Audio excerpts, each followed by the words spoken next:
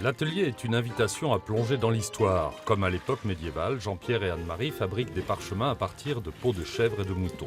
Pas de produits chimiques, mais une utilisation bien dosée de la chaux et de la craie pour obtenir un support d'écriture tel qu'il était déjà du temps de Charlemagne. C'est la qualité du travail à la base qui déterminera la durée de vie de l'œuvre écrite ou dessinée. Tous les manuscrits ont été faits à partir de la chimie du parchemin. Donc tout ce qui est dessus dépend du parchemin et de la chaux qu'il y a. Donc vous transformez le support et vous mettez un autre produit, les couleurs anciennes vont s'abîmer obligatoirement puisque il faut de la chaux et sur la chaux, les couleurs réagissent, les encres réagissent. Au centre du parchemin, on apprend aussi à écrire à la plume d'oie, une technique contraignante au début, mais qui se révèle très vite un bon apprentissage pour les adultes passionnés de belles lettres, mais aussi pour les enfants des écoles.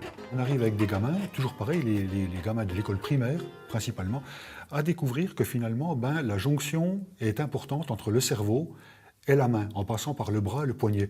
Alors il y a une jonction psychologique et il y a certainement une jonction parfaitement matérielle, tout à fait donc factuelle, une jonction qui doit se faire et qui n'est plus faite avec simplement la vision et l'intermédiaire du clavier de l'ordinateur.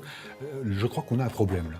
Nous, on essaye de résoudre ce problème en réconciliant ou en initiant le petit à un maniement tout à fait matériel.